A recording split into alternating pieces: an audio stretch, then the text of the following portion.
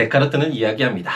그때까지 내 믿음에 받아들인 모든 의견들에 대해서는 내가 한 번은 그것들을 제거해버리고 나중에 거기에 더 나은 다른 것들을 다시 놓으려고 시도하는 것보다 내가 더 잘할 수 있는 것은 아무것도 없다고 확신했다. 어디서 많이 본 듯한 이야기 아닌가요? 니체가 모든 가치의 전복을 외치면서 새로운 창조를 위해서는 깊은 자기 자신의 바다로 침잠해야 한다 라고 이야기했는데, 아마도 니체가 데카르트의 방법 서서를 보았을 것이고, 이렇게 기존의 것을 뒤집고 새로운 것을 시작하기 위해서는 그동안 당연하게 여겼던 것들에 대해서 끝까지 의문을 제기해야 한다라는 것을 배웠을 것 같네요.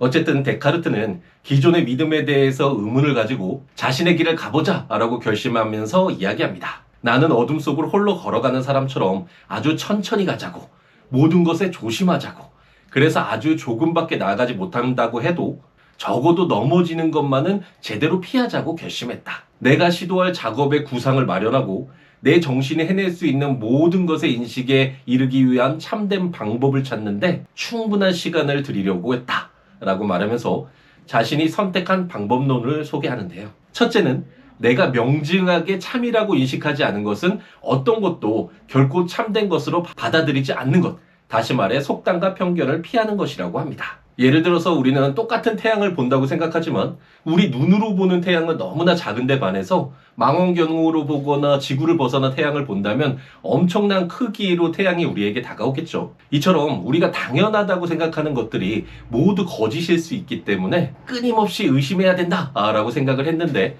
결국 모든 것을 부정하다가 내린 결론은 그렇지만 우리가 생각하고 있다는 것, 이 사실은 참된 것으로 받아들일 수밖에 없다라고 판단했고, 그 유명한 나는 생각한다, 고로 존재한다 라는 말이 나오게 되죠.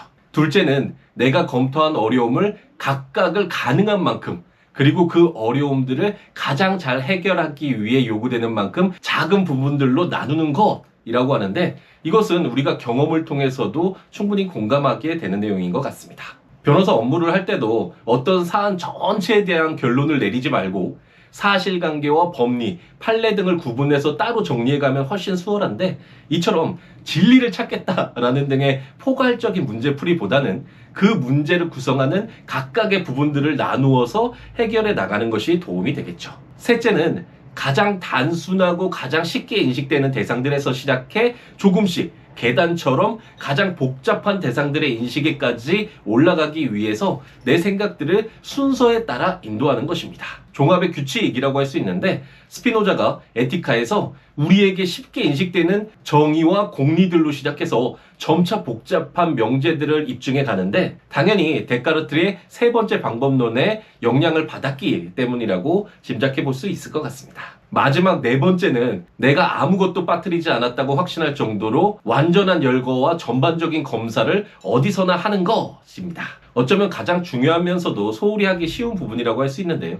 자신이 해왔던 과정과 결과를 끊임없이 되돌아보면서 전반적인 검사를 어디서나 해야만 자신이 찾고자 했던 것이 참된 것임을 스스로, 그리고 세상에도 당당히 내놓을 수 있겠죠. 데카르트가 이야기한 이 네 가지 방법론은 지금도 우리가 충분히 활용해서 사용할 가치가 있는 방법론이다라는 생각이 드는데요.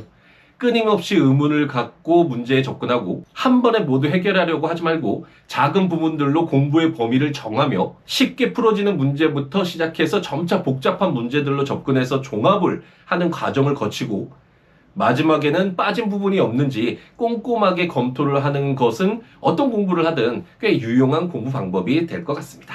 데카르트는 무엇보다 먼저 철학에서 확실한 원리를 세우는 데 힘써야 한다라고 생각했지만, 그 일에서 가장 우리가 두려워해야 할 것이 속단과 편견이므로 당시 나이 23살보다 더 성숙한 나이가 될 때까지 조금도 그것에 끝장을 내려고 시도해서는 안 된다고 생각했다라고 하면서, 내가 규정한 방법이 나에게 더욱 확고해지도록 늘 연습하면서 그 일을 준비하는 데 많은 시간을 바쳐야 한다고 생각했다라고 이야기하면서 제 2부를 마무리 짓고 있습니다.